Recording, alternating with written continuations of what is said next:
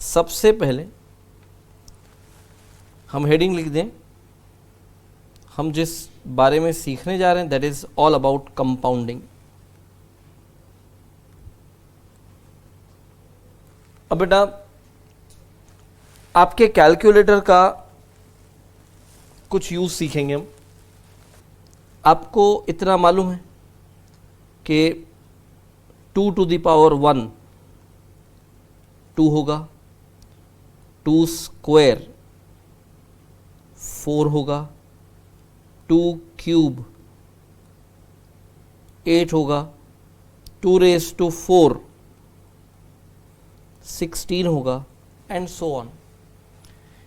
यानी ये तो आप लंबी लाइन लगा लें, है ना, मुझे उस पर बिल्कुल भी डाउट नहीं। मैं जिस बात को पकड़ कर रखना चाहता हूं, सपोज हम इनमें से इस पूरे लिस्ट में से इसे पिक कर लें, तो 2 raised to 3 is 8। इसका मतलब हुआ कि 8 का जब मैं क्यूब रूट निकालूं, है ना, 8 का जब मैं क्यूब रूट निकालूं, जिसे हम 8 raised to 1/3 भी लिख सकते हैं, है ना, तो ये तो 2 आना चाहिए, क्योंकि 2 का क्यूब 8 है, तो 8 का क्यूब रूट कितना होना चाहिए? 8 का क्यूब रूट होना चाहिए 2। मैं अब आपको यहाँ से आगे लेकर इस बात को समझाता हूँ कि भाई हमें चाहिए 8 का क्यूब रूट, यानी 8 raised to 1/3, ये वैल्यू हमें फाइंड करनी है। 8 raised to 1/3 ये मुझे फाइंड करना है, ठीक है। अब इसके कुछ स्टेप्स समझ लो, आप अपने ऑर्डिनरी कैलकुलेटर में कैसे कर सकते हो। जो मैं सिखाने जा रहा हूँ आप में से बहुत लोगों को शायद मालूम होगा, बड़ी कॉमन सी बात है, बट शायद कुछ ऐसे भी लोग हों जिनको ना मालूम हो, तो आप इसे अच्छी तरह यहाँ समझ लो और सीख लो। तो बेटा क्या करना, सबसे पहले आप अपने कैलकुलेटर पे इनपुट लो 8। अब क्या करना, ये आपके कैलकुलेटर में जो स्क्वायर रूट साइन होगा, आप स्क्वायर रूट इस बटन को दबाएंगे 12 टाइम्स, और जो वैल्यू आती है 1.0005078 ऐसा कुछ आएगा, इसमें से आप 1 सब्ट्रैक्ट कर लो, -1 कर लो। अब जो 1.0005 ऐसा कुछ आ रहा था, अब वो दिखेगा 0.0005। अब जो भी वैल्यू आपके कैलकुलेटर में दिख रही, उस वैल्यू में हमें इस पावर को मल्टीप्लाई कर देना बेटा। तो वो पावर अप्लाई करने के बाद, यानी हमने क्या किया, मल्टीप्लाइड बाय 1/3, या आप सिंपली डिवाइड बाय 3 कर सकते हैं तो भी चलेगा। मल्टीप्लाई बाय 1/3 करो या डिवाइड बाय 3 करो, बात एक ही है। उसके बाद आपने जो 1 सब्ट्रैक्ट कर रखा था उसका रिवर्सल करना होगा, तो हम वापस 1 ऐड बैक करेंगे। और ये जो स्टेप आपने किया ना बेटा, 12 बार आपने स्क्वायर रूट अप्लाई किया था। अब आपके कैलकुलेटर पे हमें 12 बार इसका रिवर्सल करना हो, तो स्क्वायर रूट का रिवर्सल होगा जब आप multiply by and equal to, यानी इनटू इक्वल टू करें, है ना। तो आप क्या करेंगे बेटा, अपने कैलकुलेटर में 12 बार आप ये फंक्शन अप्लाई करेंगे, इनटू एंड इक्वल टू। खाली इक्वल टू 12 बार नहीं दबाना आपको, into equal to, into equal to, into equal to, ऐसा 12 टाइम्स।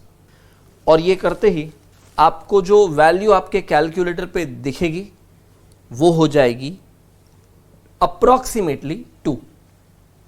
वो 2.000 समथिंग आएगा, तो बेसिकली वो 2 आ गया, यानी क्यूब रूट ऑफ 8 या फिर 8 raised to 1/3, ये आपको मिल जाता है 2। मैं आपको इस तरह से बहुत सारे एग्जाम्पल समझाने वाला हूं, इसकी आदत पड़ जाएगी बेटा थोड़ी देर में। और अब एक कैलकुलेशन करते हैं, e raised to 0.03, e raised to 0.03। तो e रेज टू 0.03 का वैल्यू हमें फाइंड करना है। सबसे पहले मैंने हमेशा से आपको बताया कि e एक कांस्टेंट वैल्यू है। मैथमेटिक्स की दुनिया में e एक कांस्टेंट वैल्यू है जिसकी वैल्यू आती है 2.71828। ये एक नोन वैल्यू है बेटा। अब मुझे क्या चाहिए, तो e रेज टू 0.03 मतलब 2.71828, मुझे इसका पावर चाहिए 0.03। ठीक है, मुझे इसका पावर चाहिए 0.03। अब ये कैसे करेंगे? ठीक वैसे ही करेंगे जैसे हमने 8 रेज टू 1/3 किया था। तो जो रूट वैल्यू है ना, रूट वैल्यू आप पहले उसे अपने कैलकुलेटर में इनपुट कर लो। That is 2.71828। आप इसे इनपुट कर लो, ये हमारा पहला स्टेप हो गया। उसके बाद स्क्वायर रूट वाला जो बटन है आपके कैलकुलेटर में, इसे 12 टाइम्स अप्लाई करेंगे। ये जो आपको आएगा ना बेटा, ये बड़ा ही इंपॉर्टेंट वैल्यू है। ठीक है, मैं इसे यहां लिख देता हूं टेम्पररली, ये मिलेगा आपको 1.000 है ना, 2441726। ये हमने e की जो वैल्यू है ना 2.71828, e की जो वैल्यू है 2.71828, इस e की वैल्यू को हमने स्क्वायर रूट अप्लाई किया 12 बार और हमें क्या मिला 1.00024417026। ठीक है, अब हम अपने यूजुअल प्रोसेस को आगे बढ़ाते हैं। जो भी वैल्यू मिली उसमें से आप -1 कर देंगे। -1 करते ही ये जो नंबर दिख रहा था आपको 1.00024417026, ये हो जाएगा 0.00024417026, ये वैल्यू मिल जाएगी। अब -1 करने के बाद आपको नेक्स्ट काम क्या करना है मालूम है ना, आपको ये पावर जो है ये 0.03, ये पावर आपको मल्टीप्लाई कर देना है। तो हम नेक्स्ट स्टेप क्या करेंगे बेटा, मल्टीप्लाइड बाय 0.03, फिर जो 1 हमने सब्ट्रैक्ट कर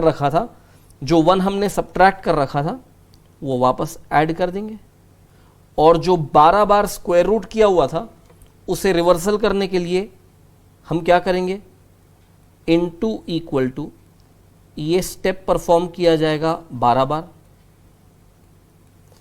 और ये करते ही जो फाइनल वैल्यू आपको आ रही है that will be the value of e raise to 0.03, यानी कि 2.71828 रेज टू 0.03। प्लीज मुझे ये वैल्यू बताइए कितनी आती है। ये आएगी 1.03045, 1.03045। अब कंक्लूजन ये आया, e रेज टू 0.03 का जो वैल्यू आ रहा है वो है 1.03045। अब ये आपने अपने ऑर्डिनरी कैलकुलेटर से ये कैलकुलेट कर दिया। ये बेटा, ये जो हम कर रहे हैं ना, ये एक अप्रोक्सीमेशन होगा, तो हमेशा हमें एग्जैक्ट एक्यूरेट रिजल्ट नहीं मिलेगा। ये थोड़ा बहुत फ्रैक्शनली डिविएट हो सकता है, क्योंकि हम जो प्रोसेस कर रहे हैं, ये पूरा जो प्रोसेस है ये एक अप्रोक्सीमेशन से भरा हुआ प्रोसेस है। ठीक है, अब बेटा हम एक काम कर लें, जरा ये भी चेक कर लें कि ये सही भी है कि नहीं। तो हमारे पास ये सभी फैक्टर्स के टेबल्स हैं। तो ये देखो, table values of natural log and e raise to x। तो हमने देखिए यहाँ पर x का जो वैल्यू है वो 0.03 हो तो e रेज टू x, ये e रेज टू x कितना आता है? ये आता है 1.03045। तो चलो बेटा कुछ और कैलकुलेशंस करके हम चेक करें। अब मुझे e रेज टू 0.03 का वैल्यू नहीं चाहिए, अब मुझे चाहिए e रेज टू 0.12 चाहिए। वही प्रोसेस अप्लाई किया जाएगा। e की जो वैल्यू है, e की जो वैल्यू है वो क्या है? सबसे पहला स्टेप हम e की वैल्यू से शुरू करेंगे।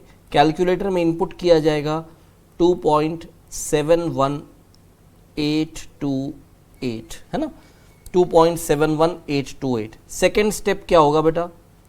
आप स्क्वायर रूट अप्लाई करेंगे, है ना, ये स्क्वायर रूट फंक्शन अप्लाई करेंगे 12 बार। तीसरा काम क्या करेंगे? जो भी वैल्यू आई उसमें से 1 सब्ट्रैक्ट कर देंगे, -1 कर देंगे। चौथा स्टेप क्या परफॉर्म किया जाएगा? -1 करने के बाद जो भी वैल्यू आ रही है उसमें हमारे जो रिक्वायर्ड पावर है 0.12 उसे मल्टीप्लाई कर दिया जाएगा, मल्टीप्लाइड बाय 0.12। और फिर फिफ्थ स्टेप में जिस 1 को हमने सब्ट्रैक्ट किया था उसे वापस ऐड बैक करेंगे। जो 12 टाइम्स हमने स्क्वायर रूट अप्लाई किया था उसका रिवर्सल। तो सिक्स्थ स्टेप हमारी हो जाएगी इनटू इक्वल टू, ये फंक्शन हम 12 टाइम्स करेंगे। आप प्लीज़ मुझे फाइनल आंसर बताइए जो आपको मिला।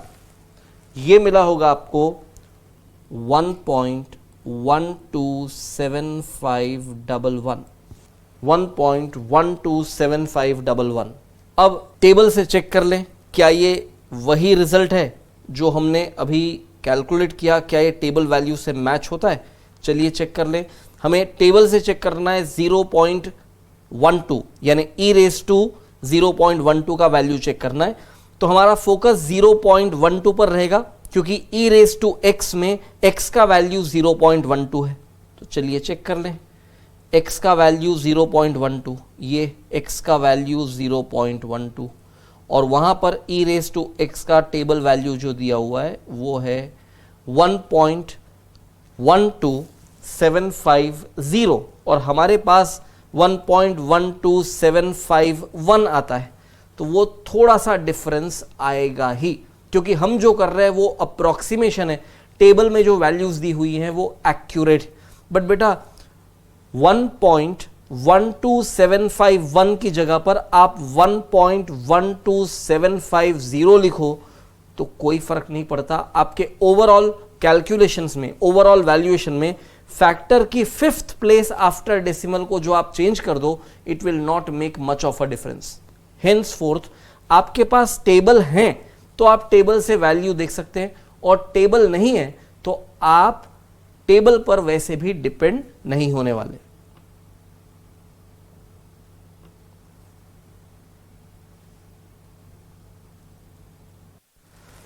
बेटा अब हम बात करने जा रहे हैं इंटरेस्ट रेट की और फैक्टर्स की, है ना। तो सपोज हम बात करें एनुअल कंपाउंडिंग और इंटरेस्ट रेट है सपोज 12% पर एनम। ये 12% पर एनम क्या चीज़ है बेटा? ये इंटरेस्ट रेट है।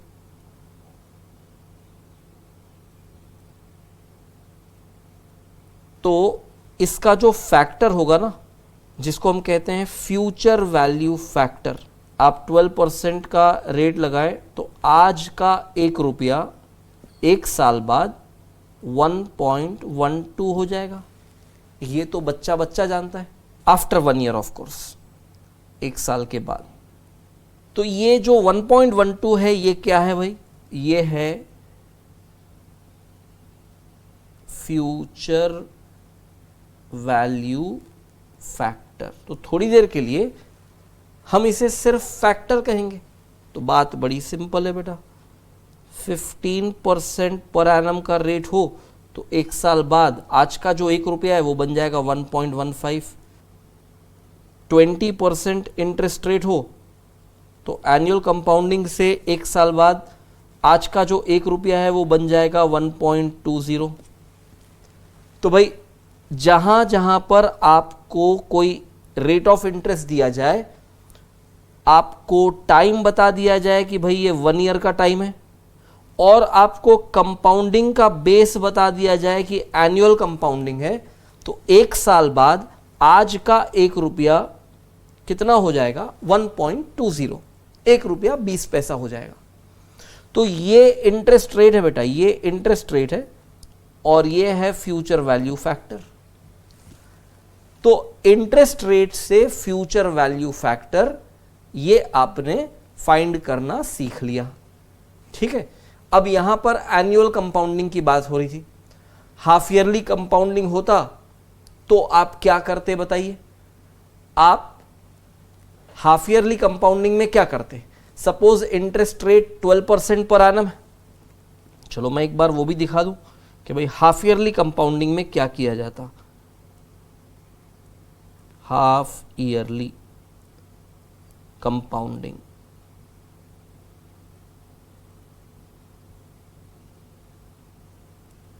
हाफ ईयरली कंपाउंडिंग में इफ इंटरेस्ट रेट इज 12% पर एनम, तो आज का 1 रुपया एक साल बाद आफ्टर 1 ईयर ये 1.12 नहीं होगा बेटा, ये 1.12 नहीं होगा। आपको मालूम है, आपने कंपाउंडिंग के एग्जाम्पल्स डेरिवेटिव के पहले लेक्चर में सीखे कि आप इंटरेस्ट रेट को पहले 2 से डिवाइड कर देंगे, क्योंकि जो फॉर्मूला लगेगा ना कंपाउंडिंग का वो कैसे लगेगा? 1+i/2 और रेज टू 2 हो जाएगा, तब ये फैक्टर मिलेगा हमें। तो 1+i/2 रेज टू 2 मतलब 1 + 0.12/2, यानी ये हो जाएगा 1 + 0.06, और इसको हम स्क्वायर्ड कर लेंगे तो 1.06 का जो स्क्वायर्ड वैल्यू आता है वो आता है 1.1236। तो ये 1.1236। तो बेटा कभी भी ये जो फ्यूचर वैल्यू फैक्टर हमें फाइंड करना हो तो उसके लिए कौन कौन से इनपुट्स चाहिए? इनपुट नंबर 1 हमें रेट मालूम होना चाहिए, इनपुट नंबर 2 हमें टाइम मालूम होना चाहिए कि कितने समय बाद का वैल्यू चाहिए, और इनपुट नंबर 3 हमें कंपाउंडिंग का बेस मालूम होना चाहिए। तो मैं एक इंपॉर्टेंट बात कंक्लूड कर रहा हूं, आप उसे लिख लेंगे बेटा। In order to find the future value factor, you need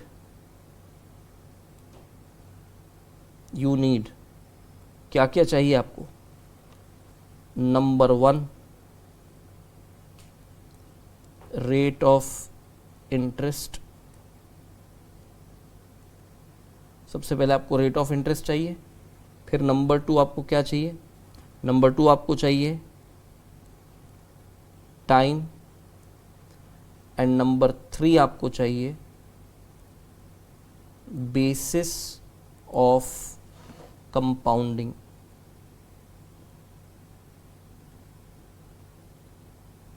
ये 3 फैक्टर्स आपको इन्फॉर्म कर दिए जाएं तो आप किसी भी इंटरेस्ट रेट को एक फ्यूचर वैल्यू फैक्टर में कन्वर्ट कर सकते हो। तो आप इसको लिख लो बेटा, मैं 1 मिनट का टाइम दे रहा हूं आपको।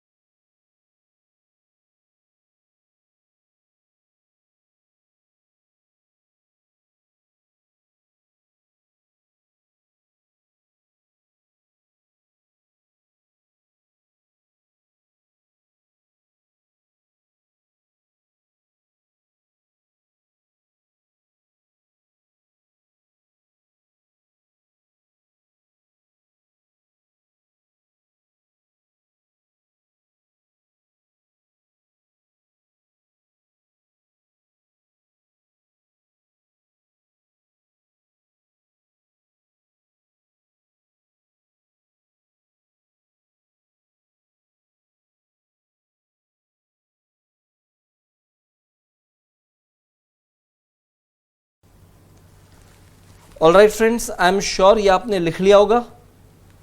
अब एक काम करते हैं बेटा, मैं आपसे कह दूं कि भाई इंटरेस्ट रेट है 12% पर एनम, टाइम जो है ना, time is 1 year, and compounding जो बताया गया है quarterly compounding.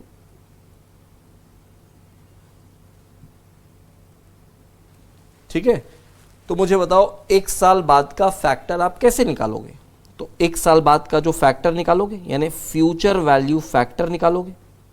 Future value factor ये कैसे निकालोगे आप?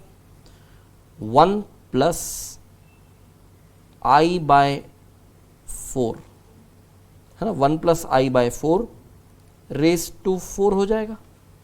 यहां इंटरेस्ट रेट 12% है, तो हम क्या करेंगे, 1 प्लस 0.12 बाय 4 रेस टू 4 करेंगे। अब ये कितना आता है ज़रा चेक कर लें, तो ये हो जाएगा 1.03 रेस टू 4, करेक्ट। ये हो जाएगा 1.03 रेस टू 4, और ये वैल्यू कितनी आती है 1.03 रेस टू 4, ये आएगा 1.1255, 1.1255। मैंने यहाँ पर और भी कुछ वैल्यूज थे 1.1255 के बाद जो मैंने राउंड ऑफ कर दिया, उसे इग्नोर कर दिया। वैसे पूरा वैल्यू जो आपके कैलकुलेटर पर दिख रहा होगा दैट इज 1.12550881। अब वो मैंने 0881 को हटा दिया बेटा। मतलब की बात ये है कि हमारे पास ये 3 इनपुट इंफॉर्मेशन हो तो हम आउटपुट की तरह इस फैक्टर को फाइंड कर सकते हैं। तो अब जरा रिवर्सल काम किया जाए कि फैक्टर इन्फॉर्म कर दिया जाए और आपसे रेट पूछा जाए।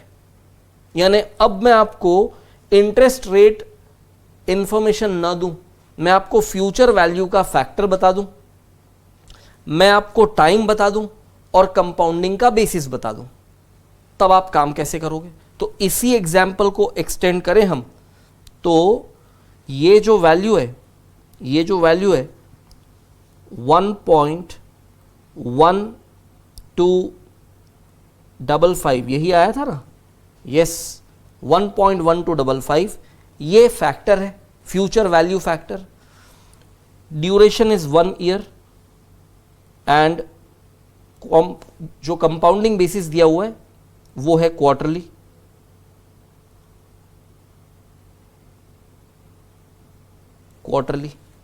अब आपको मिसिंग वैल्यू क्या है? आई, जो इंटरेस्ट रेट, वो कितना रेट होगा as a per annum rate, ये मिसिंग है भैया। इसे फाइंड करना कोई मुश्किल काम नहीं है। आपको करना ये कि जो कुछ भी आपने यहां पर प्रोसेस अप्लाई किया था उसका रिवर्सल कर दो। तो देखिए हमने सबसे पहले क्या किया था, 1.03 का पावर 4 अप्लाई किया था, तब ये आया था। तो हम इस बार क्या कर रहे हैं, 1.1255 इसका पावर अप्लाई करें 1/4। इसके लिए आपको वो लंबे प्रोसेस को अप्लाई करने की जरूरत नहीं। पावर 1/4 मतलब आप 1.1255 ये इनपुट करें और 2 बार स्क्वायर रूट दबाएं तो आपको ये वैल्यू मिल जाएगी। तो 1.1255 और 2 बार स्क्वायर रूट दबाएंगे, मैं लिख देता हूं उसे 1.1255 ये इनपुट करेंगे और स्क्वायर रूट साइन, ये स्क्वायर रूट साइन 2 बार अप्लाई करेंगे, 2 टाइम्स। तो जो आपके कैलकुलेटर पर आपको मिलेगा वो आ जाएगा 1.02999 ऐसा रिकरिंग वैल्यू आ जाता है, जिसे हम राउंड ऑफ करके ऑफ कोर्स 1.03 कह सकते हैं। अब ये जो 1.03 आया, this is the value of 1 plus I. तो इसमें से -1 कर दिया जाएगा, तो ये आ जाएगा 0.03। अब ये जो 0.03 आया ये क्वार्टरली इंटरेस्ट रेट आया, तो एनुअल इंटरेस्ट रेट निकालने के लिए क्या करेंगे, तो 0.03 इंटू 12/3 ये हो जाएगा 0.12। ये हमारा फाइनल आंसर आ गया बेटा। तो रेट से फैक्टर निकालना और फैक्टर से रेट निकालना बड़ा ही आसान काम हो सकता है, प्रोवाइडेड आपको 3 इनपुट्स मालूम होने चाहिए। जब आपको फैक्टर निकालना हो तो इंटरेस्ट रेट मालूम होना चाहिए, टाइम ड्यूरेशन मालूम होना चाहिए, कंपाउंडिंग का बेस मालूम होना चाहिए। आप इजीली फैक्टर कंप्यूट कर लेंगे, आपके सामने स्क्रीन पर दिख रहा है। इनवर्सली आपके पास ये 3 इंफॉर्मेशन अवेलेबल हो। इंफॉर्मेशन नंबर 1 ये future value factor, information number 2 ये time duration in years, and तीसरी इंफॉर्मेशन बेसिस ऑफ कंपाउंडिंग, तो आप easily per annum interest rate find कर सकते हैं। तो बेटा आप इसे लिखना चाहो तो लिख लो, मैं 1 मिनट का टाइम दे रहा हूं आपको यहां पर।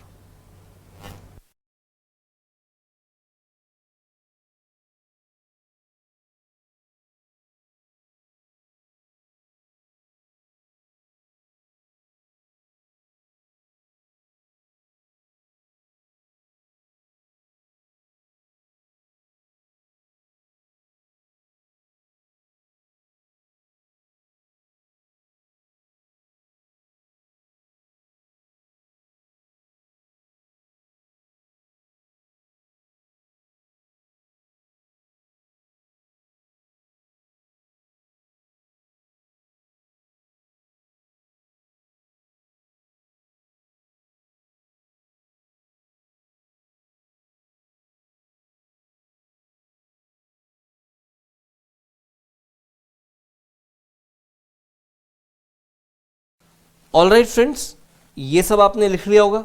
हम यहां से भी आगे बढ़ते हैं, और अब जो नेक्स्ट बात हम डिस्कस करने जा रहे हैं वो है कि इंटरेस्ट रेट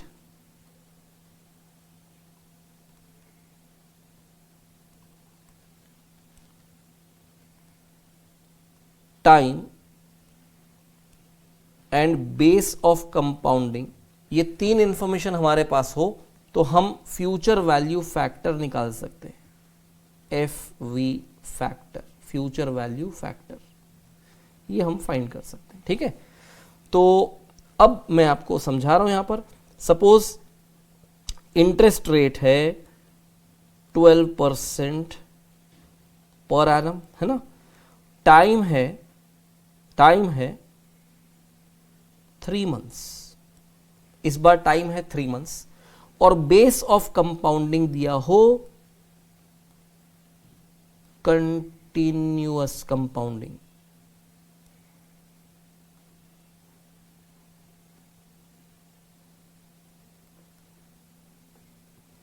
कंटिन्यूअस कंपाउंडिंग, तो ये फ्यूचर वैल्यू फैक्टर कैसे आएगा, तो भाई हमें मालूम है e⁻⁻RT करेंगे, क्योंकि कंटिन्यूअस कंपाउंडिंग में future value factor is denoted by e⁻RT। R का वैल्यू और T का वैल्यू सब्सटीट्यूट किया जाएगा, e⁻0.12 इंटू 3/12, और ये आ जाएगा e⁻0.03। तो ये जो e⁻0.03 आया ये फ्यूचर वैल्यू फैक्टर बन गया। तो ये मैं लिख देता हूं यहां पर e⁻0.03, जिसका वैल्यू आपने आज कैलकुलेट किया हुआ था थोड़ी देर पहले, ये आता है 1.03045। ये सीखा हुआ है आपने ऑलरेडी कि e⁻0.03 का वैल्यू कैसे फाइंड करना है, ये आपने ऑलरेडी सीखा हुआ है। तो अब मैं आपको इंटरेस्ट रेट बता दूं, मैं आपको टाइम बता दूं, और base of compounding continuous compounding बता दूं, तो आप फटाक से फ्यूचर वैल्यू फैक्टर निकाल लेंगे। अब मैं ये बताऊं कि भाई फ्यूचर वैल्यू फैक्टर जो है वो मैंने आपको इन्फॉर्म कर दिया 1.03045, बेस ऑफ कंपाउंडिंग बता दिया कंटिन्यूअस कंपाउंडिंग, टाइम बता दिया 3 मंथ्स, और मैं आपसे ये कहूं कि चलो अब इंटरेस्ट रेट ढूंढ कर बताओ, तो कैसे करोगे? ये समझने वाली बात है बेटा, ये समझने वाली बात है।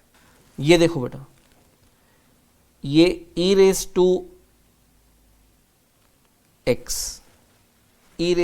x चाहते हैं हम, और जहां x का वैल्यू दिया हुआ है, x क्या है, x is r into T, ठीक है, x है r इंटू टी। r क्या है भाई बताओ, r क्या है, r है 0.12, और t क्या है, t इज 3/12, क्योंकि हम टाइम हमेशा एक्सप्रेस करते हैं नंबर ऑफ ईयर्स में, तो t है 3/12, ठीक है। तो r एंड t आपको मालूम है कि क्या क्या दिया हुआ है, तो e रेस टू x जो है वो हो जाएगा, जहां पर x इक्वल्स टू 0.12 इंटू 3/12, तो ये x इक्वल्स टू हो जाता है 0.03। अब x इक्वल्स टू 0.03 हो गया, और हमें चाहिए किसकी value, e raise to x की वैल्यू, तो ये बेसिकली हमें चाहिए e रेस टू 0.03।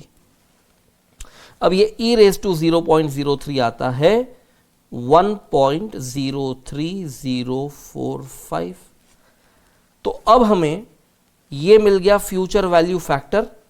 अब हमें उल्टा काम करना हो कि फैक्टर से रेट निकालना हो, यानी मैं आपको ये फैक्टर दे दूं, ये फैक्टर, और मैं आपसे ये कहूं कि भाई रेट निकालो, तो आप क्या करेंगे मालूम, आपको basically e raise to x का वैल्यू मिल गया 1.03045। तो आप क्या करो, there is a function called ln, short form, मैंने कैपिटल I नहीं लिखा है बेटा, ये स्मॉल l लिखा है, ln, इसे लॉग नॉर्मल या नेचुरल लॉगरिदम कहा जाता है। यानी बचपन में लॉग सीखते समय आपने ऐसा सीखा होगा कि लॉग विद द, सपोज मुझे लॉग 200 का वैल्यू चाहिए और लॉग 200 का बेस है 10, तो ये हो जाता है बेसिक लॉगरिदम, और मैं वहीं पर वैल्यू फाइंड करना चाहूं log of 200, but base e हो, e, ये वही e है जो कंटिन्यूस कंपाउंडिंग में यूज होता है। तो log of 200 with base of e, इसी को हम ln ऑफ 200 कह सकते हैं, ln ऑफ 200, नेचुरल लॉग, यानी कि बेस जहां पर e हो तो वो नेचुरल लॉग बन जाता है, बेस जहां पर 10 हो वो बेसिक लॉगरिदम बन जाता है। तो बेटा जो हम आज सीखने वाले हैं ब्लैक एंड स्कोल्स मॉडल, वहां पर इस ln का बहुत एक्सटेंसिव यूज होगा। बट ये ln चीज क्या है, तो बेटा आपने अभी क्या देखा कि e रेस टू 0.03, इससे आपको 1.03045 मिलता है। इसलिए आप यदि नेचुरल लॉग फाइंड करें ln ऑफ 1.03045, तो जो आपको रिजल्ट मिलेगा वो मिलेगा इंटरेस्ट रेट, दैट इज 0.03 मिल जाएगा। कैसे होगा ये मैं आपको समझाता हूं थोड़ी देर में। तो ln ऑफ 1.03045 ये हो जाएगा 0.03, और ये जैसे ही 0.03 हुआ, आपको मालूम होना चाहिए कि ये रेट तो पर क्वार्टर हुआ, इसे पर एनम एडजस्ट करने के लिए हम क्या करेंगे, नेक्स्ट स्टेप में इनटू 12/3 मल्टीप्लाई कर दें, और ये होते ही हमारे i की वैल्यू आ जाएगी 0.12।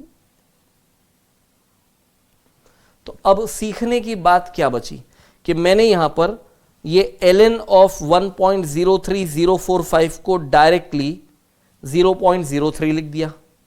ठीक, चलिए एक एक्सरसाइज की जाए। हम पूरा प्रोसेस फिर से समझते हैं कि हमने e रेस टू 0.03 कैसे निकाला, तो हमने क्या क्या स्टेप्स अप्लाई किए थे जरा रिकॉल करो। e का जो वैल्यू है दैट इज 2.718 8 टू 8, तो इसका पावर हमें चाहिए 0.03, ठीक है। तो 2.71828 का पावर चाहिए 0.03। अब आप क्या करोगे कि अपने कैलकुलेटर पर ये वैल्यू इनपुट करोगे। तो पहला स्टेप ये था, मैं यहाँ स्टेप्स लिख दे रहा हूँ। तो ये पहला स्टेप था आपका कि आप 2.71828 आप इसे इनपुट ले लो। सेकेंड स्टेप था आप स्क्वायर रूट अप्लाई करो 12 टाइम्स,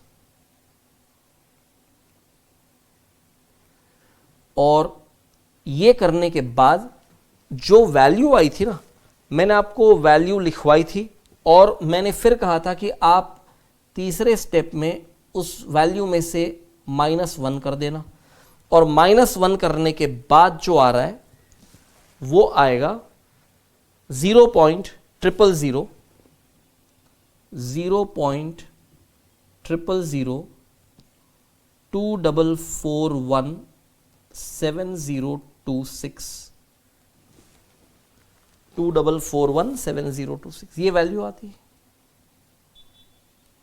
ठीक है। अब बेटा एक मजे की बात, मुझे इस वैल्यू पर डायरेक्टली पहुंचना हो तो इसका एक शॉर्टकट बता रहा हूं आपको। आप 1 डिवाइड बाय 4095.503 करके देख लो, ये आता है 0.00024417026 के बदले 25 आ जाएगा, यानी लास्ट प्लेस में छोटा सा राउंडिंग ऑफ डिफरेंस। इन अदर वर्ड्स मैं ये कह रहा हूं कि ये है बेसिकली 1/4095.503। तो आपको इतने बड़े बड़े नंबर्स और स्टेप्स को कम करना हो बेटा, तो इस इंपॉर्टेंट वैल्यू को याद रख लो। आप इस इंपॉर्टेंट वैल्यू को याद रख लो, 4095.503। कहीं कहीं पर कुछ लोगों ने इसे 4096 करके लिया हुआ है, बट अननेसेसरीली अप्रोक्सीमेशन आता है। आपको थोड़ा बहुत राउंडिंग ऑफ एरर एक्सेप्टेबल हो तो आप 4096 कर लो, बट एक्यूरेटली देखा जाए तो इट शुड बी 4095.503। तो बेटा हम एक बार जब इस स्टेप पर पहुंच गए तो मैं यहां पर इसे लिख देता हूं, 1 डिवाइडेड बाय 4095.503, ये वैल्यू आ जाती है 0.00024417026। ठीक है, मैं इसे यहां पर अलग से लिख देता हूं और यहां से इसे हटा देते हैं। तो हमने -1 कर दिया। अब हमें पावर अप्लाई करना था 0.03 का, तो चलिए स्टेप्स में कंटिन्यू करते हैं। तो क्या करेंगे स्टेप्स में बताइए। फोर्थ स्टेप हमारा रहेगा, आप मल्टीप्लाई कर देंगे 0.03, ठीक है, इंटू 0.03 करेंगे। फिफ्थ स्टेप रहेगा कि आप रिवर्सल करेंगे -1 का बाय एडिंग 1, और 1 ऐड करने के बाद आप स्क्वायर रूट जो अप्लाई किया था 12 बार उसका रिवर्सल करेंगे। तो सिक्स्थ स्टेप आएगा इनटू इक्वल टू, ये आप करेंगे कितने बार, ये आप करेंगे 12 टाइम्स। ऐसा करने से आपको फाइनली e रेज टू 0.03 का वैल्यू मिल जाएगा, और वो वैल्यू आती है 1.03045। बेटा पहले तो आप इतनी इंफॉर्मेशन को लिख लो।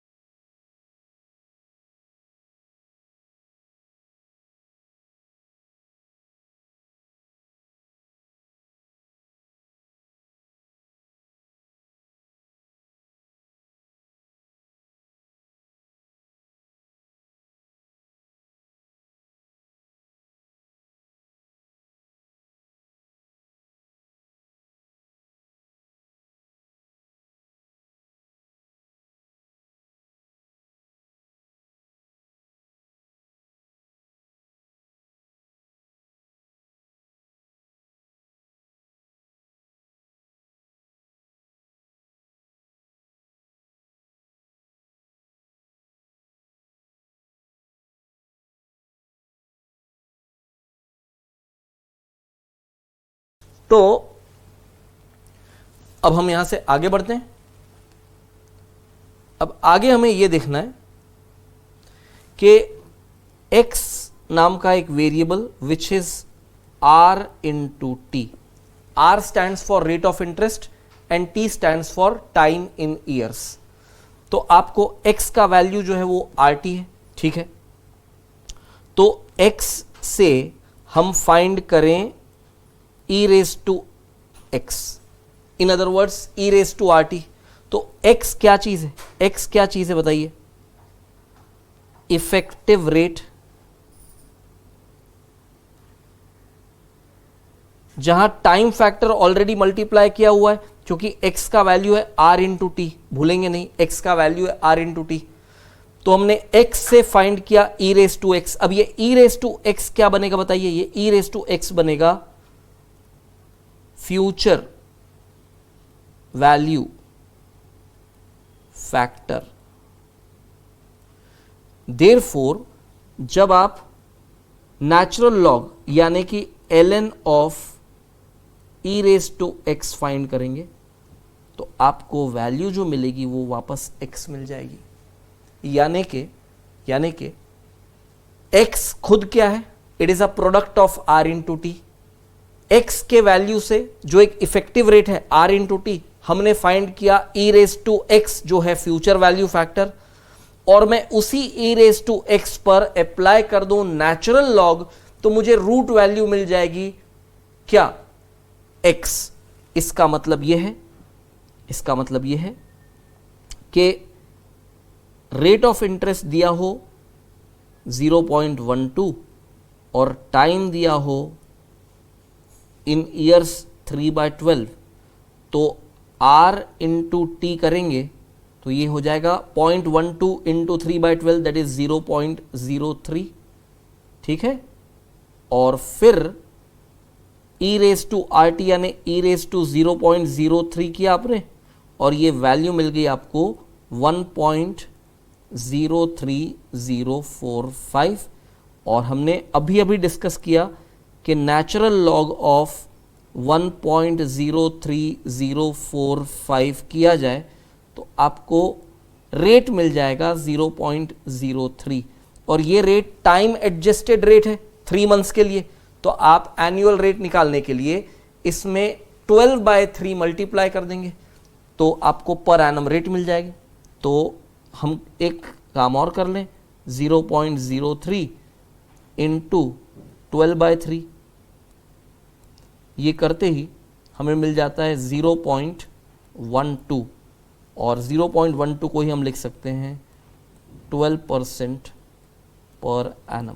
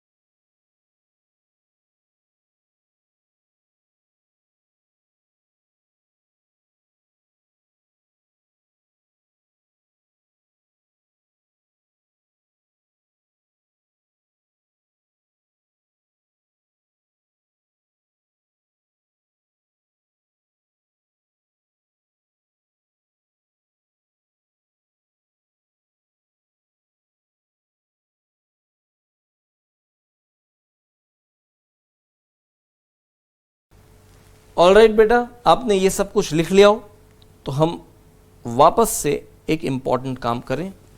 हम जिस पॉइंट को अभी छोड़ना नहीं चाहते that is e raise to x, ठीक है।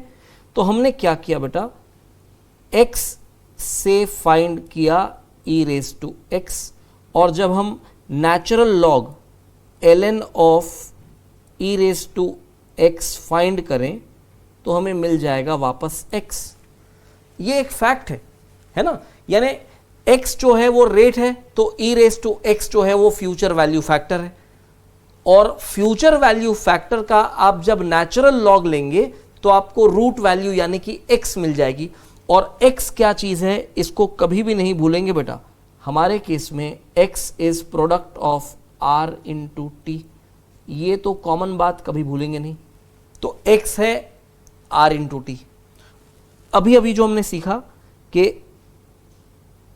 r 0.12 है, t 3/12 है, तो ये r इंटू टी हो जाता है 0.03। और फिर हमने e रेज टू 0.03 का वैल्यू निकाला, वो आया 1.03045। और फिर हमने 1.03045 का जब नेचुरल लॉग निकाला तो वो आ गया वापस रूट वैल्यू, दैट इज 0.03। अब हमको ये बाय कैलकुलेशन चेक करना है, तो मैं आपको उस पुरानी वर्किंग पर ले चलता हूं जो हमने थोड़ी देर पहले की थी। ये रही भैया वो वर्किंग, अब आप देखो बेटा, ये प्रोसेस था, ये पूरा प्रोसेस अप्लाई जब हमने किया तो हमें e रेज टू 0.03 का वैल्यू मिल गया था 1.03045, ये वैल्यू हमें मिल गई थी। ठीक है, अब ये प्रोसेस क्या था बताओ। e का जो बेस वैल्यू है 2.71828, अब ये तो आपको वैसे भी याद रखना पड़ेगा, इसलिए मैं जो आपको शॉर्टकट बता रहा हूं आप उसको समझो। Instead of applying these 3 steps, है ना, ये 3 स्टेप्स अप्लाई करने के बदले आप 4095.503 का इनवर्स ले लो और आपको डायरेक्टली ये वैल्यू मिल जाएगी। ठीक है, तो आप क्या करो, सपोज आपको e रेज टू 0.03 चाहिए, तो आप क्या करो 1 डिवाइडेड बाय 4095.503 करो और उसमें ये पावर मल्टीप्लाई कर दो 0.03, तो आपके डायरेक्टली 4 स्टेप्स हो गए। फिर उसमें 1 ऐड करो और इनटू इक्वल टू 12 टाइम्स करो, तो आपको मिल जाएगा 1.03045। मैं आपको चलिए वो स्टेप्स भी लिखवा दूं। तो हमें चाहिए क्या, वो लिख देते हैं, हमें चाहिए e रेज टू 0.03। तो जो हमने आपको रिवाइज्ड शॉर्टकट प्रोसेस बताया उसे समझेंगे। पहला स्टेप, ये जो e का पावर है ना 0.03, आप वहां से शुरू करो बेटा। 0.03 इसे डिवाइड कर दो 4095.503 से, आप डिवाइड कर दो। ठीक है, आप 0.03 को 4095.503 से डिवाइड कर दो। जो भी आता है उसमें सेकेंड स्टेप में आप +1 कर दो, और फिर तीसरा काम ये करो कि इनटू इक्वल टू ये फंक्शन आप अप्लाई करेंगे 12 टाइम्स।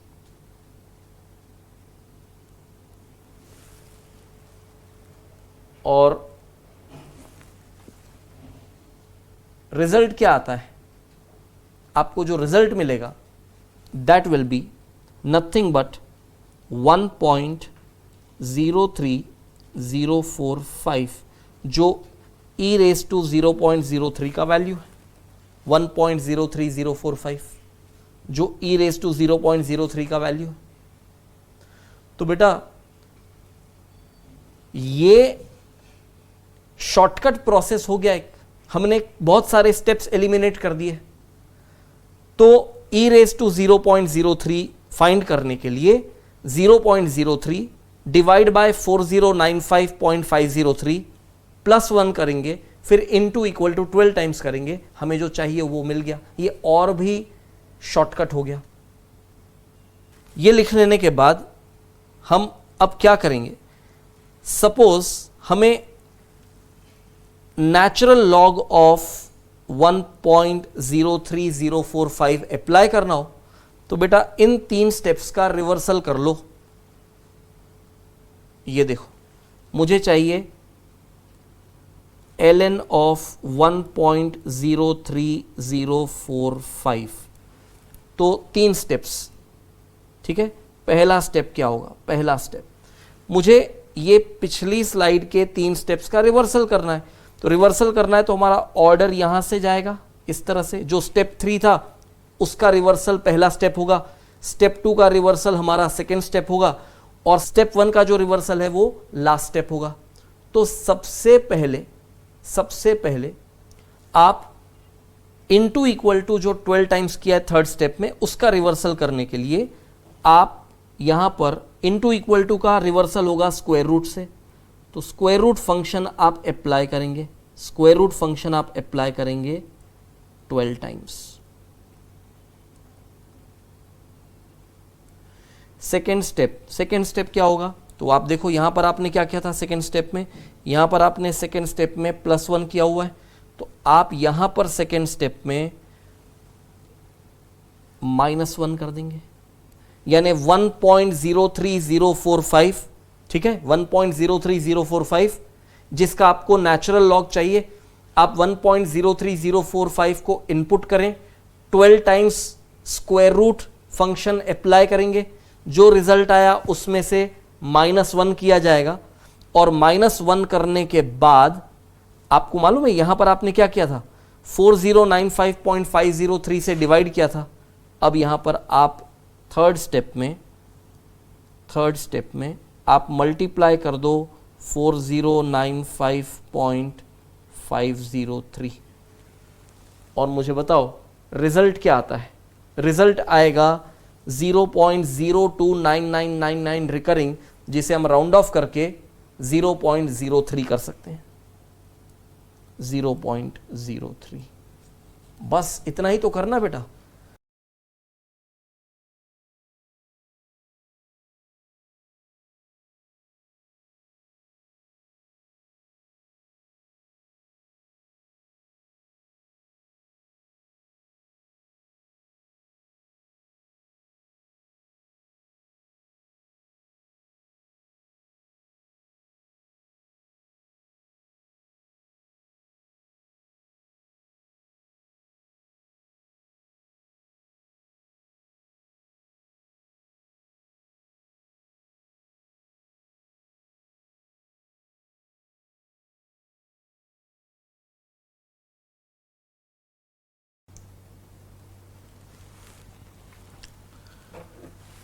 ऑलराइट फ्रेंड्स, ये सब कुछ आपने लिख लिया होगा।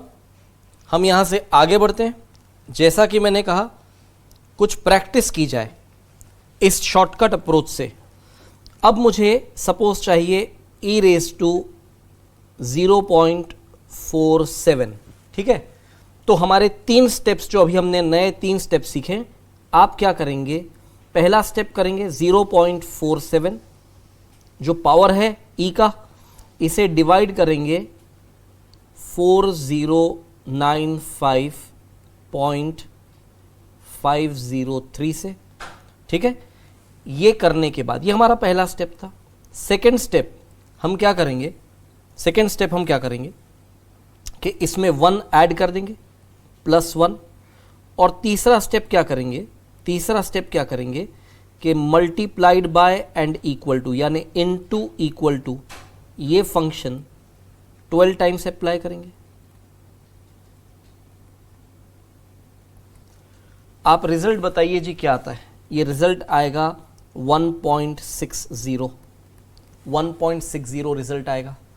इसका मतलब ये हुआ कि if I calculate natural log of 1.60, तो मुझे मिल जाएगा 0.47, करेक्ट। तो वो भी हम करते हैं, बट आप पहले इतना लिख लो बेटा।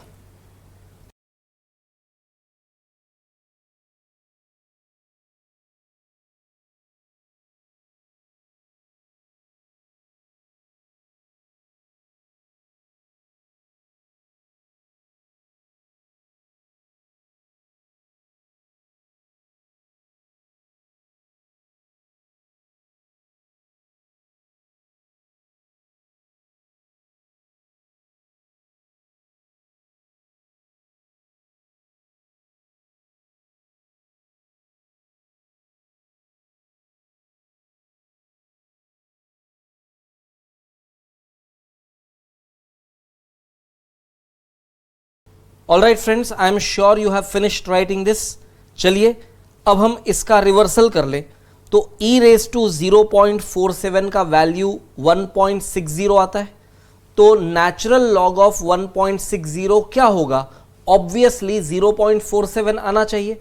तो ये 3 स्टेप्स जो हमने यहां पर अप्लाई किए, हम इन 3 स्टेप्स का रिवर्सल कर लेते हैं। तो वो कैसे किया जाएगा मैंने आपको सिखाया हुआ है। सबसे पहले तो ये लिख दें कि हमें चाहिए क्या, हमें चाहिए ln यानी कि नेचुरल लॉग ऑफ 1.60। ठीक है, 3 स्टेप्स अप्लाई किए जाएंगे। पहला स्टेप, आप 1.60, ठीक है, 1.60 यहां पर इनपुट करेंगे 1.60 और स्क्वायर रूट अप्लाई करेंगे 12 टाइम्स। ठीक है, पहला स्टेप। दूसरा स्टेप, ये 1.60 में 12 टाइम्स स्क्वायर रूट अप्लाई करने के बाद आप 1 माइनस कर देंगे, तो -1 will be your second step. और तीसरा स्टेप, जो भी रिजल्ट आया उसमें मल्टीप्लाई करेंगे क्या, 4095.503, और ये करते ही आपको जो वैल्यू मिलती है दैट इज 0.47 अप्रोक्सीमेटली। तो बेटा आप इन छोटे छोटे 3 स्टेप्स को भी नोट कर लें।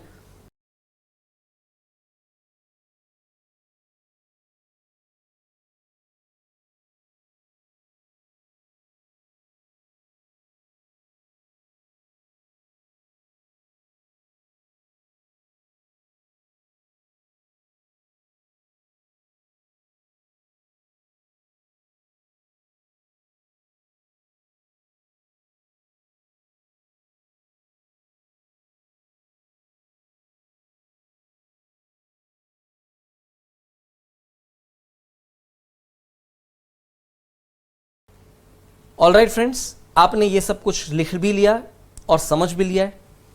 अब हम नेचुरल लॉग का एक यूज सीखने जा रहे हैं। देखो बेटा, सपोज एक शेयर है जिसका स्पॉट प्राइस S0, एक शेयर का स्पॉट प्राइस चल रहा है सपोज 480, ठीक है, 480, और एक कॉल ऑप्शन है, एक कॉल ऑप्शन है जिसका एक्सरसाइज प्राइस जो EP है ये दिया हुआ है 400।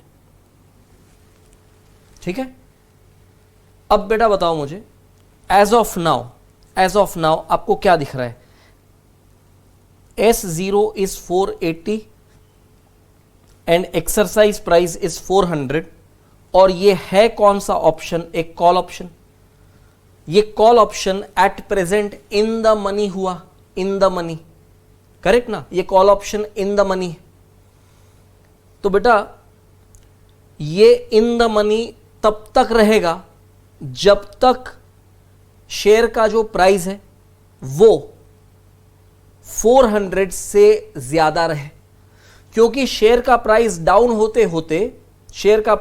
होते होते जो 400 आ जाए तो ये एट द मनी हो जाएगा, और 400 के नीचे हो जाए तो ये आउट ऑफ द मनी हो जाएगा। क्योंकि आपको मालूम है बहुत अच्छे से कि call options are exercised only when market price is greater than exercise price. ये हमने ऑप्शन के बेसिक्स पार्ट में सीखा हुआ है।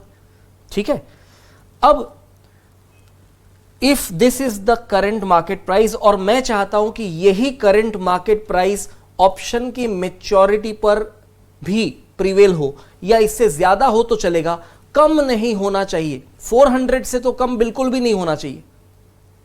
अब बताइए मेरे इस फाइंडिंग में मुझे क्या दिख रहा है कि S0 करेंटली एक्सरसाइज प्राइस का कितना है। तो मैं आज क्या कर रहा हूं, मैं S0 डिवाइड बाय E कर दूं, तो ये मुझे मिलता है 480 बाय 400, इसका वैल्यू आ जाता है 1.2। इसका मतलब ये है कि आज इस एक्सरसाइज प्राइस के सामने जो हमारे इस शेयर का एक ग्रोथ वैल्यू जो हमें दिख रहा है दैट इज 1.2 टाइम्स। तो ये 1.2 टाइम्स जो हमें दिख रहा है ये एक फैक्टर हुआ, ये एक फैक्टर हुआ। तो हमको फैक्टर से वापस रेट निकालना हो, आई रिपीट, हमको फैक्टर से रेट निकालना हो तो आपको मालूम है ना हम क्या करते थे, e रेज टू x हम फाइंड करें और फिर क्या करें, if we take ln of e raise to x तो हमें x वापस मिल जाता है। हमारे पूरे प्रोसेस में x जो है वो क्या है, x is a product of r into T, x is a product of r into T, ये बात हम जानते हैं। तो if x is product of r into T, आप e रेज टू x करेंगे तो आपको फ्यूचर वैल्यू फैक्टर मिलता है और आप उस फ्यूचर वैल्यू फैक्टर का नेचुरल लॉग ले लें तो आपको वापस रूट वैल्यू मिल जाती जो है x। तो बेटा ये जो आया ना 1.2, ये 1.2 it is a ratio of S0 divide by E, जो एक फैक्टर की तरह इंडिकेट हो रहा है। हम चाहते हैं कि हम वहां पर RT का वैल्यू फाइंड कर लें, आई रिपीट हम RT का वैल्यू फाइंड कर लें। तो बेटा ये जो दिख रहा है आपको 1.2, ये basically already e raise to x यानी ये फैक्टर है और हमें तो रूट वैल्यू चाहिए, इसलिए हम क्या करेंगे, हम यहां पर 1.2 का नेचुरल लॉग फाइंड करेंगे।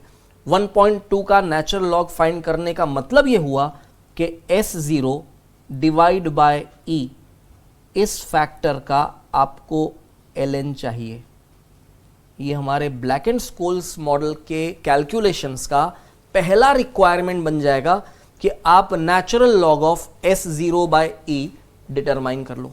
अब आप दिमाग लगा लो बेटा, ये एक फ्यूचर वैल्यू फैक्टर है जिसका आप नेचुरल लॉग ले रहे हो तो आपको रूट वैल्यू x मिलेगी और वो x जो है that is product of r into T, यानी ऐसा करते ही आपको r इंटू टी मिल जाएगा। अब मैं आपको यहां से नेक्स्ट स्टेज पर लाता हूं जो है नॉर्मल डिस्ट्रीब्यूशन। इसे समझेंगे बेटा, नॉर्मल डिस्ट्रीब्यूशन क्या होता है।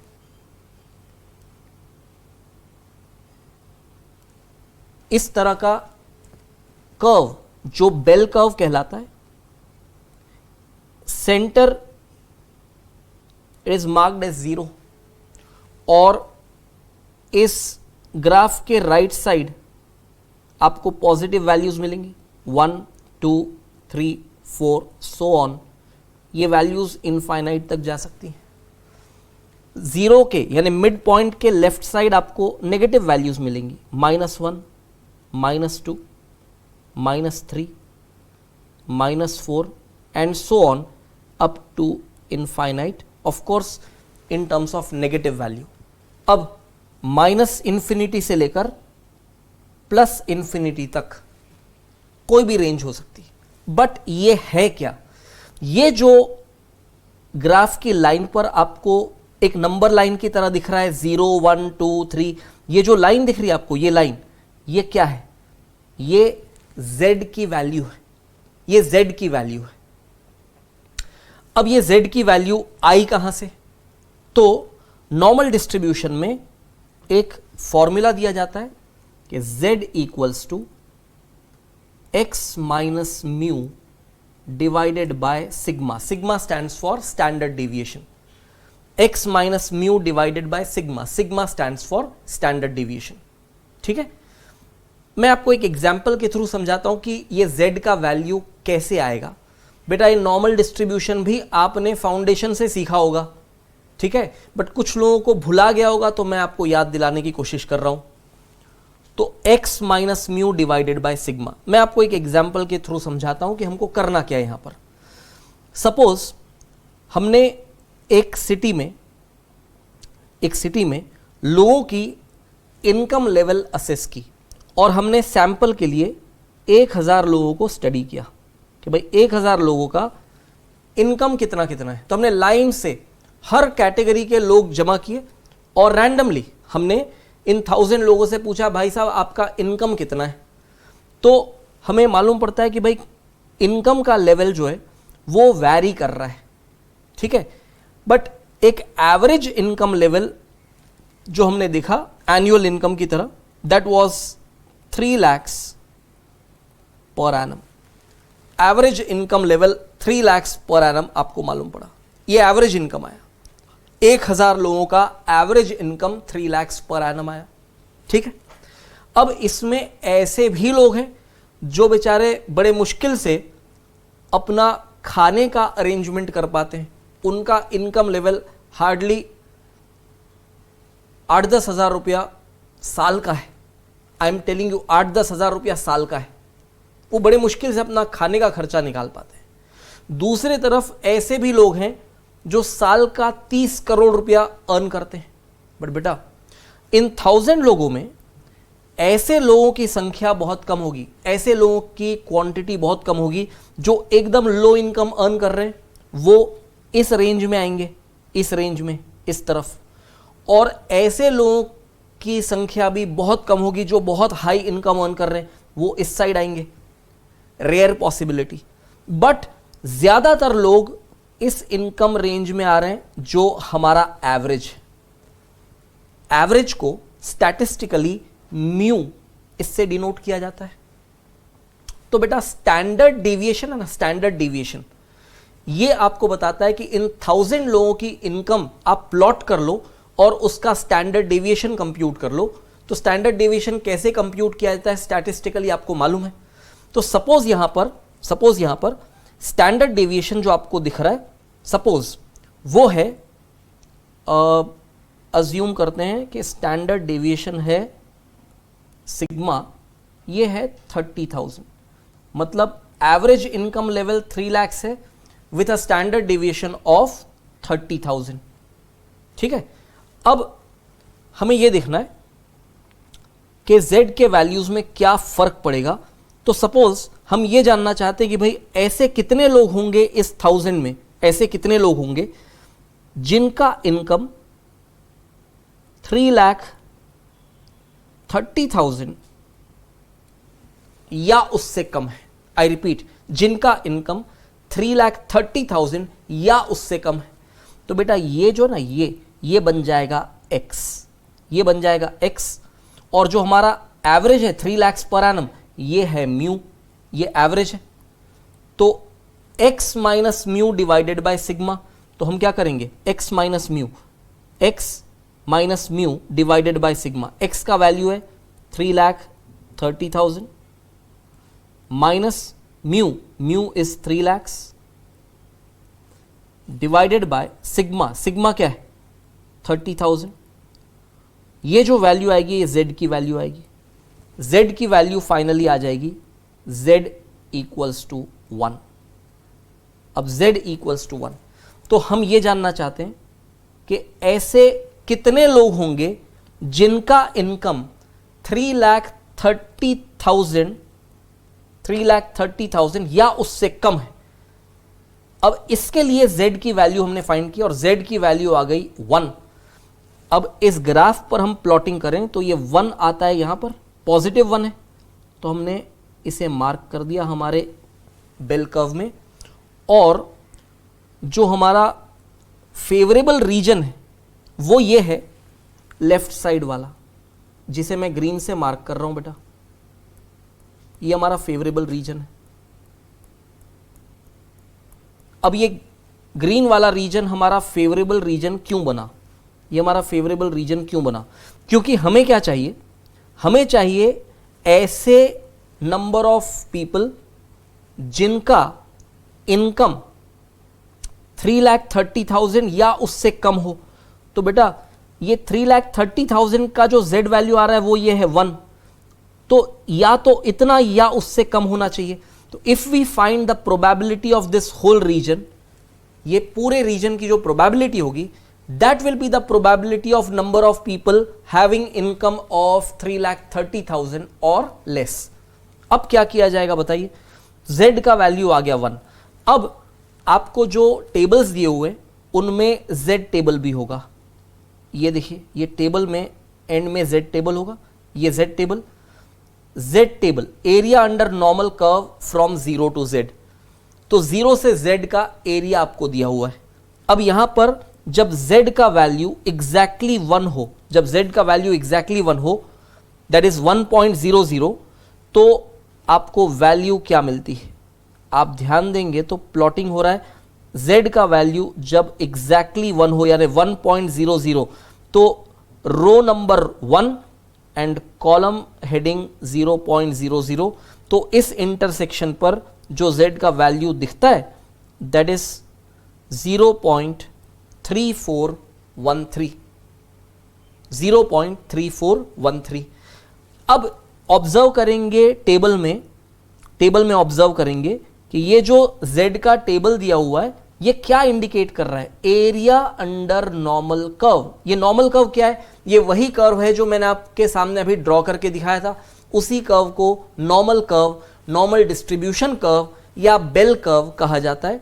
और ये एरिया अंडर नॉर्मल कर्व क्या बता रहा है? फ्रॉम 0 टू z, 0 से लेकर z तक का एरिया बता रहा है।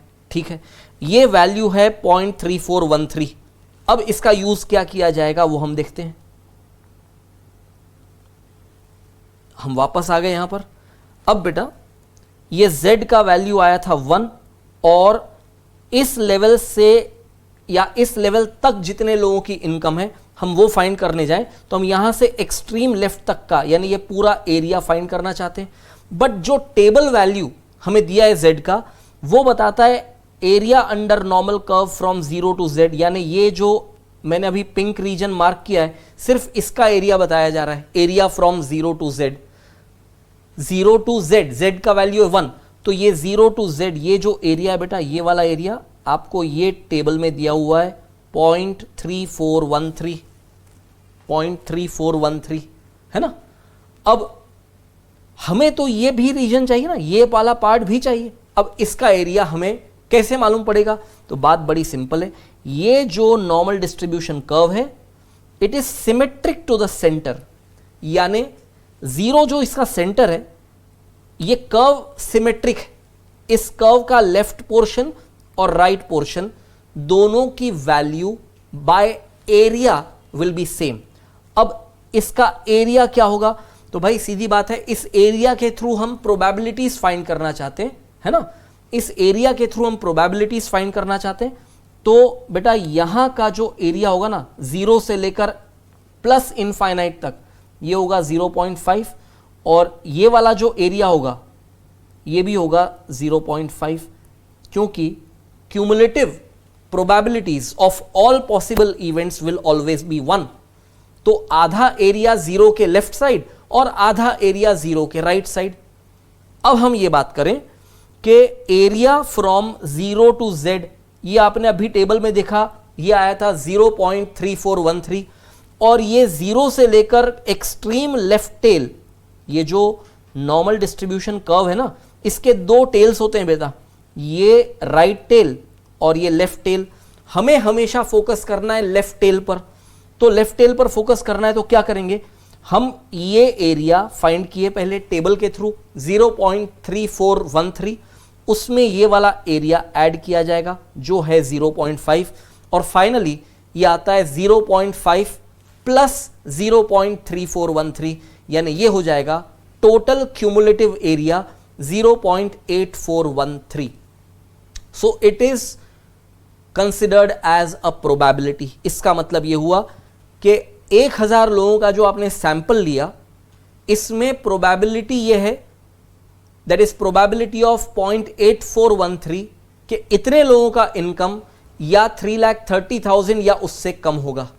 इन अदर वर्ड्स, मैं नंबर्स में काउंट करूं तो 841.3, मैंने क्या किया? प्रोबेबिलिटी को इस टोटल काउंट में मल्टीप्लाई कर दिया, तो around 841 people will have income up to 3,30,000, that is income of 3,30,000 और लेस।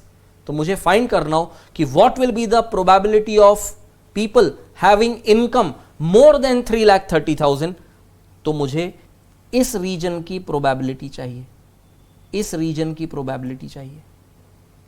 और ये फाइंड करने के लिए सीधी बात है कि टोटल प्रोबेबिलिटी 1, उसमें से आप 0.8413 सब्ट्रैक्ट कर लो, तो probability of people having income greater than 3,30,000 आपको मिल जाएगा।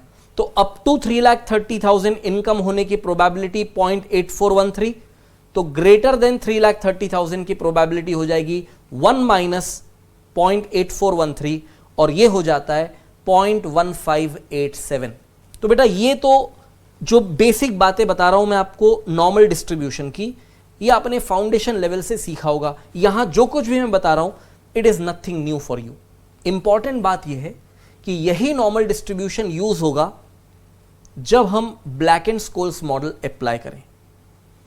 तो अब मैं आपको यहां से आगे ले चलता हूं। बेटा बातों पर ध्यान देंगे। S0 ये है current spot price of the share, E जो है वो है exercise price. S0 is current spot price and E जो है वो है एक्सरसाइज प्राइस। तो बेटा ये स्पॉट प्राइस और एक्सरसाइज प्राइस का इफेक्टिवनेस हमें फाइंड करना है। सबसे पहले तो कॉल ऑप्शन कब एक्सरसाइज होगा? जब मार्केट प्राइस एक्सरसाइज प्राइस से ज्यादा हो। इसका मतलब यह है कि जब मैं market price divide by exercise price करूं तो इसकी वैल्यू, इस रेशियो की वैल्यू मुझे 1 से ज्यादा मिलनी चाहिए, तो उस कॉल ऑप्शन को एक्सरसाइज करने का रिलेवेंस आता है ना। बट यहां पर S0 का मतलब तो करंट स्पॉट प्राइस है, जो बाय चांस अभी कम भी हो पर वो बढ़ सकता है, वो आगे चलकर बढ़ सकता है, क्योंकि किसी भी स्टॉक का प्राइस कभी स्टेबल नहीं रहेगा, वो फ्लक्चुएट होता रहेगा। तो हम क्या करना चाहते हैं, S0 बाय E इसका नेचुरल लॉग फाइंड कर लें। तो आपको मालूम होना चाहिए S0 बाय E एक फैक्टर था, और जब आप उसका नेचुरल लॉग फाइंड करेंगे तो आपको बेस वैल्यू मिल जाएगी जो है product of R into T. ये आप जानते हैं, क्योंकि E रेस टू RT करेंगे तो फैक्टर आएगा, और उस फैक्टर का नेचुरल लॉग लेंगे तो वापस आपको R इंटू टी मिलेगा। अब हमारे स्टॉक में रिस्क इन्वॉल्व है, ये फैक्ट है, क्योंकि आप स्टॉक मार्केट में इन्वेस्ट कर रहे हो तो वहां तो रिस्क है। बट जब आप ये फैक्टर पर आते हो ना, E रेस टू RT, ये जो R होता है, E रेस टू RT में जो आप R अप्लाई करते हो, जो ये है बेसिकली ये R, ये तो रिस्क फ्री रेट है, risk free rate based on continuous compounding. हमें जो अप्लाई करना है ना बेटा, वो रिस्क एडजस्टेड रेट अप्लाई करना है, रिस्क एडजस्टेड रेट। तो कॉमन सेंस लगाओ बेटा, कॉमन सेंस लगाओ। R इंटू टी का रेंज कहां तक जा सकता है? R इंटू टी का रेंज पॉजिटिव इनफाइनाइट से नेगेटिव इनफाइनाइट तक। आई रिपीट, पॉजिटिव इनफाइनाइट से नेगेटिव इनफाइनाइट तक। तो मैं क्या कर रहा हूं आप उसे समझो बेटा। अब मैं पॉजिटिव RT एक तरफ रखूं और नेगेटिव RT एक दूसरी तरफ रखूं, और मुझे चाहिए इन दोनों के बीच का गैप, मुझे चाहिए इन दोनों के बीच का गैप। तो कॉमन सेंस लगाइए, क्या किया जाएगा? Positive RT minus negative RT, positive RT minus negative RT करोगे तो क्या हो जाएगा मालूम? RT plus RT। मजे की बात बेटा, मजे की बात कि आप इस रेंज का जब आप डिफरेंस फाइंड करने जा रहे हो तो क्या किया जाएगा, ये देख लो। RT माइनस नेगेटिव RT, ये रेंज आप फाइंड कर रहे हो। अब ये RT जो है ना, ये वाला RT पहला, ये कैसे आया था? ये रूट वैल्यू है which was arrived at by taking ln of S0 by E। फिर माइनस ऑफ माइनस RT तो प्लस RT हो जाएगा, तो मैंने प्लस लगा दिया।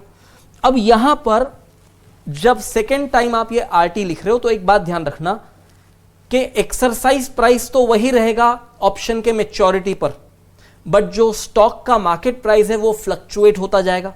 As a result minus of minus RT definitely plus RT होगा, बट यहां पर हमें R में रिस्क एडजस्टमेंट करना होगा। इसलिए हम रिस्क एडजस्टमेंट कैसे करेंगे, आर में हम स्टैंडर्ड डेविएशन का जो स्क्वायर होता है दैट इज वेरायंस, वेरायंस का हाफ value that is variance by 2 हम पहले ऐड कर देंगे, यानी एक रिस्क फ्री रेट को आपने रिस्क एडजस्टेड रेट में कन्वर्ट कर दिया और फिर उसमें टाइम मल्टीप्लाई कर दिया।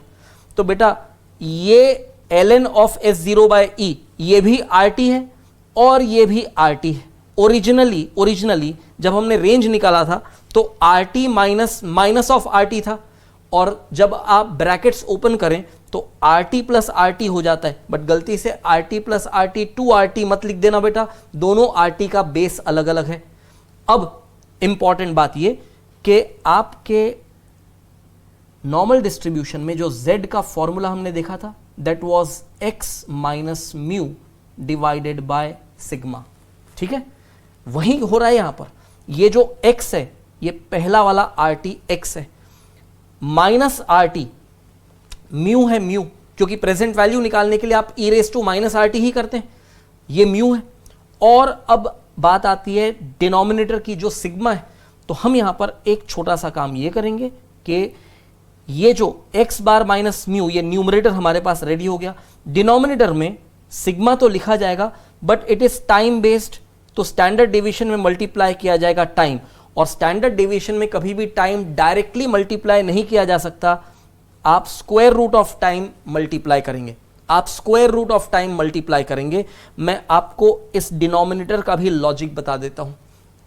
आपको एक सिंपल बात मालूम होनी चाहिए सबसे पहले कि variance is a squared value of standard deviation. Suppose किसी स्टॉक का SD, किसी स्टॉक का स्टैंडर्ड डेविएशन 6% है और ये 6% है पर एनम, तो आपको मालूम है इस स्टॉक का वेरायंस क्या होगा, स्टॉक का वेरायंस होगा यानी कि सिग्मा स्क्वायर, ये हो जाएगा 36। गलती से भी 36 में परसेंटेज मत अप्लाई करना, क्योंकि ये रीड कैसे करोगे आप 36% स्क्वायर्ड, ठीक है, ये 36% नहीं है 36% स्क्वायर्ड, तो हम इसे एब्सोल्यूट काउंट बताते हैं 36, यानी 6 का स्क्वायर्ड वैल्यू 36, ठीक है। अब मैं आपको बताता हूं टाइम जो है, टाइम है कितना, टाइम है 3 मंथ्स का। तो बेटा एक साल का स्टैंडर्ड डेविएशन, एक साल का स्टैंडर्ड डेविएशन है कितना 6%, तो 3 महीने का स्टैंडर्ड डेविएशन कितना होगा। अब यहां पर बाय चांस आप ऐसा लॉजिक लगा लो कि एक साल का यानी 12 महीने का स्टैंडर्ड डेविएशन 6%, तो 3 महीने का स्टैंडर्ड डेविएशन कितना होगा। आप ऐसा करने जाओगे तो गलत हो जाएगा बेटा, क्योंकि रेशियो प्रोपोर्शन जो आप अप्लाई करने जा रहे हो वो डायरेक्टली स्टैंडर्ड डेविएशन में अप्लाई नहीं किया जाता, वो वेरिएंस में अप्लाई किया जाता है। तो यहां पर वेरिएंस है 36, तो हम ये जरूर बोल सकते हैं कि 36 is the variance for 12 months, so what will be the variance for 3 months. यहां पर आप रेशियो जरूर अप्लाई कर सकते हो, जरा करके बताओ, if 36 is the variance for 12 months what will be the variance for 3 months. तो इस क्वेश्चन मार्क का वैल्यू फाइंड करने के लिए मुझे बड़ा सिंपल काम करना है, 36 इंटू 3 बाय 12, तो 36 इंटू 3 बाय 12 करते ही ये आ जाएगा 9। तो भाई variance for 1 year is 36, variance for 3 months will be 9, variance for 3 months जो होगा वो 9 होगा। अब बेटा वेरिएंस 9 है तो जो स्टैंडर्ड डेविएशन आएगा, स्टैंडर्ड डेविएशन आएगा it will be square root of 9, square root of 9। Standard deviation कितना आएगा बताइए, स्टैंडर्ड डेविएशन आएगा 3। तो बेटा मैं स्टैंडर्ड डेविएशन को जब टाइम से एडजस्ट करने जाऊं तो पहले मुझे क्या करना है, इसका स्टेप समझ लो। पहले मुझे क्या करना है, स्टैंडर्ड डेविएशन दिया हुआ था 6% पर एनम, मैं डायरेक्टली इस पर 3/12 नहीं अप्लाई कर सकता, मुझे पहले वेरिएंस फाइंड करना होगा। वेरायंस या वेरिएंस जो है it is squared value of standard deviation, मतलब 6 का स्क्वायर किया हमने 36 आया, 36 पर फिर ये लॉजिक अप्लाई किया कि 36 is the variance for 12 months, so what will be the variance for 3 months. तो 3 मंथ का वेरायंस आ गया 9 और 9 का स्क्वायर रूट करने पर आ गया 3, यानी टाइम एडजस्टेड स्टैंडर्ड डेविएशन जो होगा वो 3 होगा। अब इतने सारे स्टेप्स फॉलो ना करने हो तो बेटा एक सिंपल सा शॉर्टकट अप्लाई कर लो।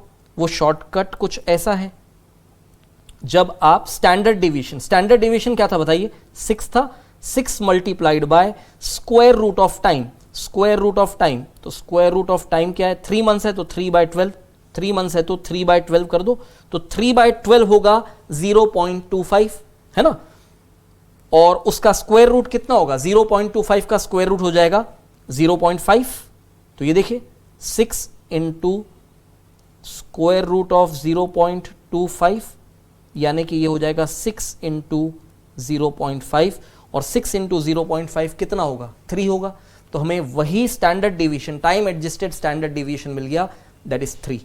तो बेटा आप यदि इतनी बात समझ सकते हो तो हमारे ब्लैक एंड स्कोल्स के कैलकुलेशन में ये z की वैल्यू आएगी, और ब्लैक एंड स्कोल्स मॉडल में इसे रिप्रेजेंट किया गया है d1 से। So natural log of S0 by E, पहला टर्म, ये पहला टर्म बनेगा। आपको मालूम होना चाहिए कि S0 बाय E एक फ्यूचर वैल्यू फैक्टर था, हम उसका नेचुरल लॉग अप्लाई करके इस RT को फाइंड करना चाहते हैं। दूसरे तरफ जो RT है हमने उसमें रिस्क एडजस्टमेंट किया है। आपको मालूम होना चाहिए बेटा standard deviation and variance, these are measures of risk. हर जगह फाइनेंशियल मैनेजमेंट में रिस्क एडजस्टमेंट करने के अपने अपने तरीके हैं। ब्लैक एंड स्कोल्स मॉडल में रिस्क एडजस्ट करने का यह तरीका है कि जो रिस्क फ्री रेट है इसमें ऐड किया जाएगा half of the variance, half of the variance आप ऐड कर दो और फिर टी से मल्टीप्लाई कर दो, तो हमें ये न्यूमरेटर में इफेक्टिवली क्या मिल गया, x माइनस म्यू का वैल्यू डिवाइडेड बाय सिग्मा, वही तो हम कर रहे हैं, डिवाइड बाय स्टैंडर्ड डेविएशन कर रहे हैं। बट टाइम यहां पर 1 ईयर होता तो हम स्टैंडर्ड डेविएशन से डायरेक्टली डिवाइड कर देते, बट यहां पर टाइम इन्वॉल्व इज 3 मंथ्स, तो हमें स्टैंडर्ड डेविएशन में टाइम का एडजस्टमेंट करना पड़ेगा। और वो टाइम का एडजस्टमेंट कैसे किया जाता है, standard deviation into square root of T.